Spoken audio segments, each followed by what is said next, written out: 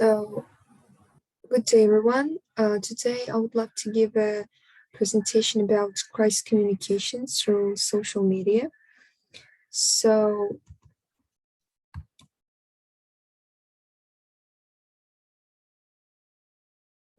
next we go to the table of contents. As you can see, it starts from the background information, then goes who are stakeholders and consumer, and then goes with the examples. Then social media is a popular crisis communication tool, and then even problems, and finally copyright reputation. Next, just because you communicate during a crisis does not mean you're necessarily making the situation better. So this is the quote made by the CEO of the Real World Incorporation, who is Edward Bruhart. So next we continue with the background of information. So the concept of crisis communication, which concerns how a firm communicates after a crisis in order to improve the situation caused by the crisis, both for the firm itself and for stakeholders. So to improve the situation for both of those parties, communication with firms, stakeholders is one of the most important factors to consider. According to some researchers, there are different types of failures that can occur and in turn lead to crisis. So, to describe how failure can be related to difficulties in service delivery, employee action that are considered unplanned and unwanted, and when firms fail to meet consumer needs and desires. So a stakeholder is partly defined as a person who has an interest in company. So as you come to this, so stakeholders are the one are primarily a term used to describe individuals who are interested in firms during the study, and the term consumer is used in a part to describe individuals who consume a firm's goods. Since the term stakeholder includes all those who are interested in the company, consumers can also be included in this term. So the next we come to the example. An example of a crisis that has occurred was when Volkswagen Company in September 2015 was detected to have software issues in their cars.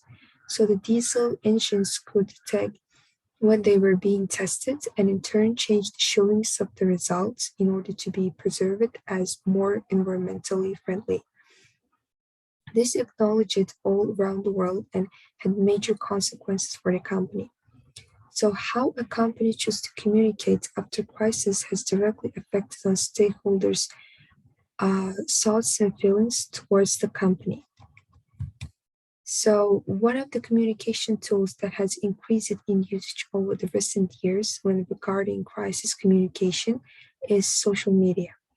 The increase is due to the fast pace of communication that social media offer and the ease the process of responding to the company stakeholders. Social media also gives the possibility to reach a large number of individuals in a short period of time, which further explains why social media is a popular crisis communication tool. Besides the increase among companies communicating crisis communication over social media, the usage of social media among individuals has also increased. This further explains the benefits for companies to use social media since individuals are active on those platforms, which also includes stakeholders of the company. Even it has been explained that stakeholders usually use social media in the context of crisis communication to a large extent by creating content about brands on social media, which regards the creation of alternative word of mouth. So, even is a way of stakeholders to share their thoughts regarding a brand or a specific product online and offers possibility for individuals to exchange their thoughts and feelings regarding information of the brands. Stakeholders engage their interaction in social media is closely connected to the crisis communication content created by companies, which often tempts individuals to take part in the communication. It also been stated that evil tends to increase when companies communicate regarding a crisis. It is further stated the way in which the company chose to communicate in a social media regarding crisis influence, whether the event is created in a positive or negative manner. Event is a possibly for individuals to exchange thoughts and feelings regarding information of the um, brands online, which can further be described as informal messages that can be created in different forms, such as comments and reviews. The dangerous, like it is dangerous for the firms since the control of what is said lies outside the power of the companies. Besides the possibility of social media, gives companies, the social media also offers stakeholders channels where they have the opportunity to find unbased and what themselves consider reliable information. Even is created in social media is highly influential and on consumers. So besides the possibilities social media gives companies, it also offers stakeholders channels where they have the opportunity to find unbased and what themselves consider reliable information. Even created in social media is highly influential on consumers. So this through the increased social media usage, both among companies and stakeholders regarding crisis communication. Stakeholders have, through the creation of EVOM, been empowered in the communication regarding crisis and possess large power over what it says. Traditional word of mouth, which is created outside online channels, has shown to have connection to reputation among consumers towards firms in crisis. An individual's reputation is an overall evaluation which one holds towards a firm and its brand, which is called corporate reputation. Stakeholders' creation of either positive or negative evil in social media as a response to a crisis has shown to have impacts on other stakeholders and their corporate reputation towards the company of discussion. Now we come to the problems. So here, all information which stakeholders receive regarding company is foundation of their development and changing regards their reputation they hold towards the company. Whereas secondhand information such as earworm is a major source. It has been said that the communication as a major trait that have effect on reputation and especially in a crisis situation. This through stating that crises often tend to affect one's creation of reputation. However, even however, the effect of EVOM has on stakeholders differs to a large extent from the case to case. The decision by stating how companies often fail to handle stakeholders online comments and activities that are unfavorable for the company again imply that content created by stakeholders online can cause difficulties for the company. Through the possibility social media offers for stakeholders to explain their own opinions regarding a crisis, they become a type of brand co-creator. This underlines the power in stakeholders' thoughts and feelings published online. In other words, even regarding a company's crisis communications through social media. The strengths behind consumers' corporate reputation towards a brand is explained by its connection to stakeholders' intention towards the brand. There has been a discussion of how a positive corporate reputation increase the chance of individuals having positive intention towards that brand. intention, which, for example, may be to buy the brand's products. Further discuss the issue of control for managers and brands when it comes to communication in connection to social media. They state that brands in general have less control over consumers' thoughts and feelings based on the content generated online, which implies the need to explore how consumers think and feel depending on communication in social media. It is stated that communication for companies and information regarding companies has effects on individuals' creation of corporate reputation towards the firm.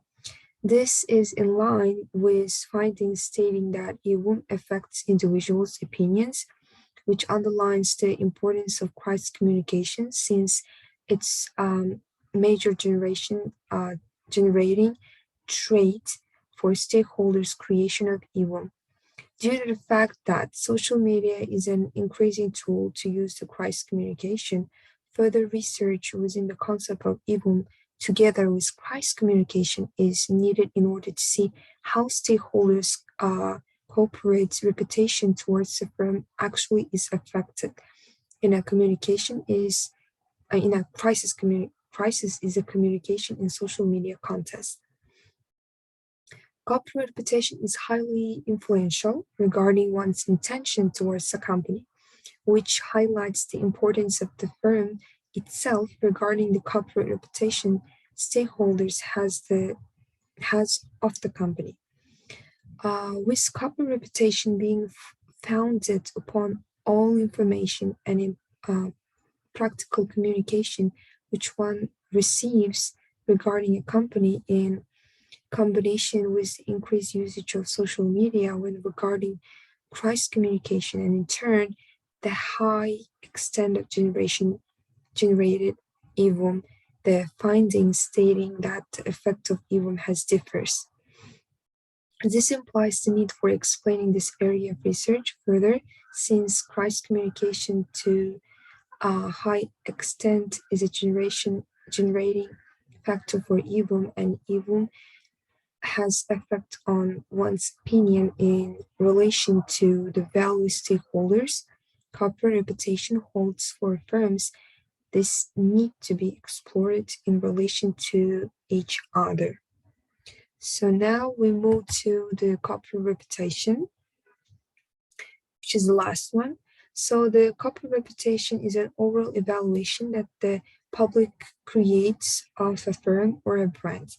Moreover, it's an evaluation that the public forms based on a firm's past handling together with a prediction of handling and that possibly may happen in the future. Researchers agree upon this, but adds the importance of communication into the definition. They mean that stakeholders create an evaluation depending on the communication a firm perform and the information one receives from the firm. It is further meaning that positive corporate reputation indicates that a brand has appeared in a favorable way, which results in the generation of higher thoughts and beliefs of the brand. For corporate reputation to be valuable, an important factor to take into consideration in order to gain a favorable reputation among the stakeholders. The evaluation that is created among stakeholders is based on three components within the attitudinal theory. So the first is cognitive, then affective, and the third is behavioral. The attitudinal theory as what a person thinks, feels, and do. However, an attitude can change over time and is depending on the experience individual has of the attitude object, as well as knowledge and emotions the individual holds towards the object. Since corporate reputation is created as a part of individual's attitude, the corporate reputation can change as well as the feelings and knowledge of a brand or a firm. A construct of two components within the theory and attitude, affective and cognitive.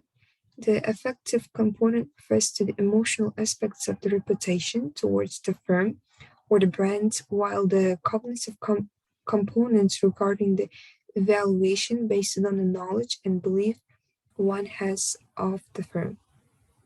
In terms of corporate reputation, the affective, affective reputation is related to the sympathy a stakeholder holds towards the firm and how attractive the firm is in the eye of the stakeholders.